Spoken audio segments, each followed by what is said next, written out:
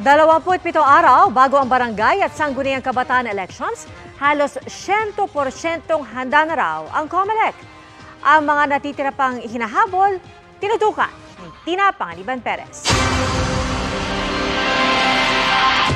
Tulad ng COMELEC Command Center para sa Barangay SK elections, minamadali na rin ang listahan ng areas of concern. 246 po ang areas of concern. Bilang ng barangay raw na nasa red category dahil may kasaysayan o nagkaroon ng insidente ng karahasan o may mga private armed group, terrorist group at communist insurgent.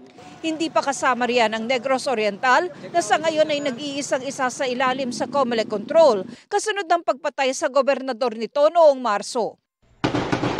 Pinag-aaralan pa kung isasama ang Malabang Lanao del Sur dahil sa pamamaril noong filing ng Certificate of Candidacy at Libon Albay kung saan may mga kandidatong pinatay.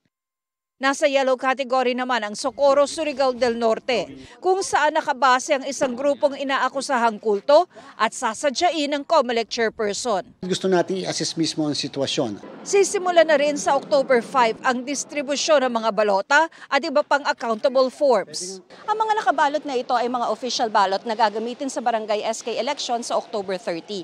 Dito muna sa warehouse ng COMELEC sa Santa Rosa, Laguna, itinatago ang mga ito bago ipadala sa iba't ibang rehiyon.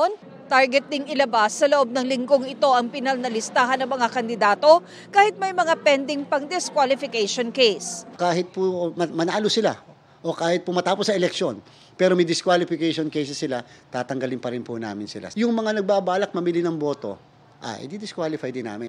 Para sa GMA Integrated News, Tina Panganiban Perez, nakatutok 24 oras.